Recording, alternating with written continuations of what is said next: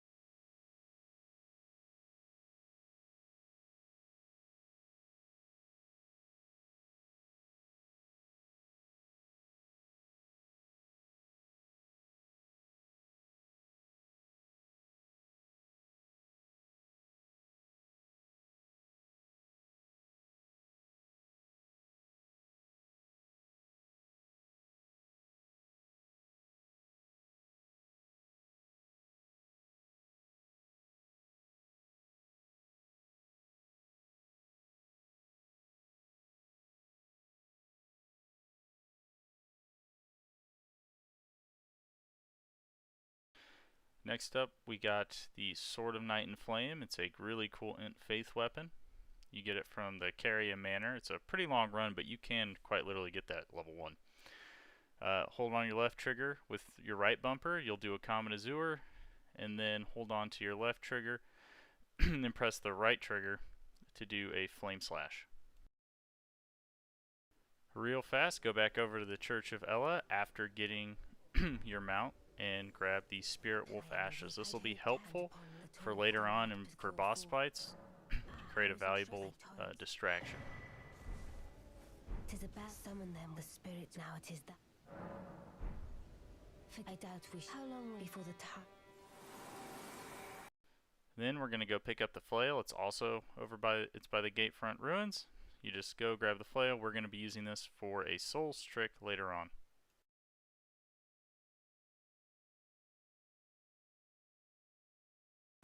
Alright, now you're going to want to go over to the Third Church of America. In the little lake right above it, there's a portal right there. It's going to take you to the Bestial Sanctum. You can run from the Bestial Sanctum all the way to Fort Faroth. And here we're going to grab Radagon's Sword Seal. The reason for this is that it's going to give us the dex we need in order to use the flail so we can have access to a bleed weapon. This is going to be helpful for when we do go over there and kill the dragon to get a burst of souls, so you can just get whatever stats you need for whichever weapon you chose.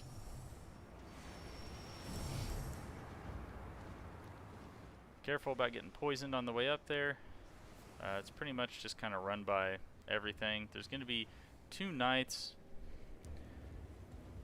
that end up spawning. Also, there's a half of a medallion in that chest for the deck to live, so make sure you pick that up. That's more story related though. So 2 knights are going to spawn over here by this platform. You jump down. Careful, there are rats down here. There's one right over to the left there. I believe I get hit by it. Yep. And then there are 2 rats, one huge one and one small one over to the right. So make sure you don't get hit by those. Drop down. And then it's going to be on a corpse down here. It's going to be your best starting talisman.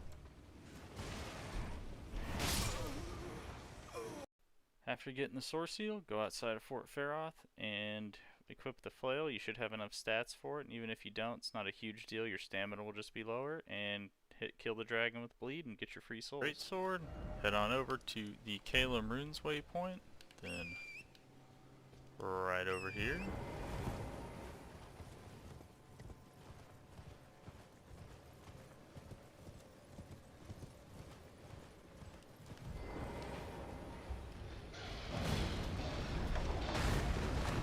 Ooh. And then careful not to get killed by birds. Alright, to find the Ash of War gravitas, come over here to the Seaside Runes. Be very careful. Now some people might not know this, but as long as you stay right where this jump is, you should not die when you come down. Watch, see how it catches you? And boom. Come right on over here and kill this Alabastar Lord, and you will have your ashes.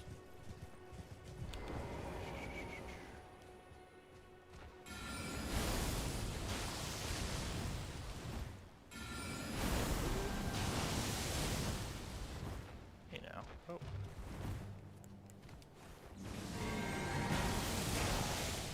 Oh.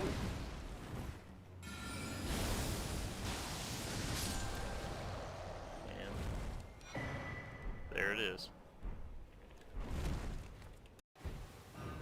Next, we're going to go to the Street of Sages runes in Caelid. Now, the reason why we do this is because we need to pick up the Meteorite staff and rock sling. This is going to make it easy for you to get the moonveil katana and kill this boss. So first off, run down here into these little ruins. Rock sling's going to be right here. Meteorite staff, if you don't know, has an S scaling, and you can use it pretty much right off the bat, and it boosts gravity damage by 30%, which is also what that rock sling is. So, very, very, very useful. Then come over here, and it's just going to be on a corpse in this building for the staff.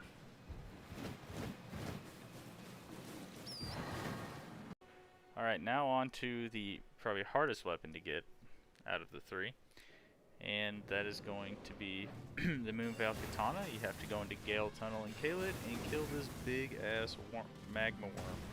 Now, the best way to do this is to go get the meteorite staff and to get rock sling, and then 3 hits to specifically its head, because you can target its body and you can target its head.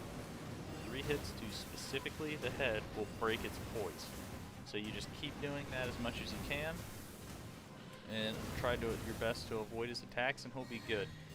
Pro tip, if he does his sprint at you, do not try to roll. Just immediately hold down your sprint button and then run and try to do kind of a sharp angled turn, if that makes sense, because it's so big that it runs kind of straight and only slightly at an angle.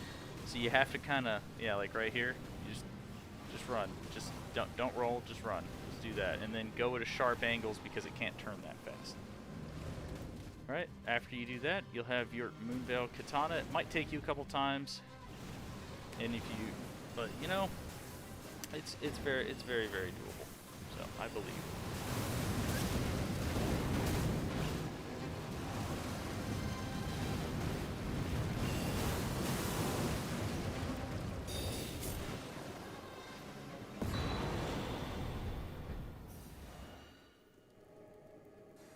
Alright, last but not least, Sword of Night and Flame. You'll find this at the Carrion Manor.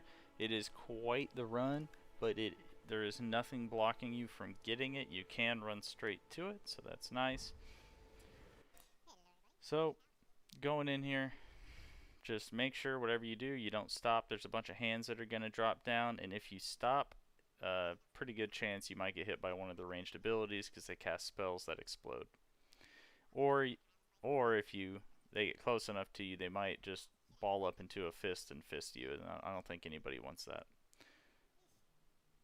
Alright, go up here, hit the grace. So now, once you come out here, there's going to be a bunch of invisible knights that spawn, so be ready for that.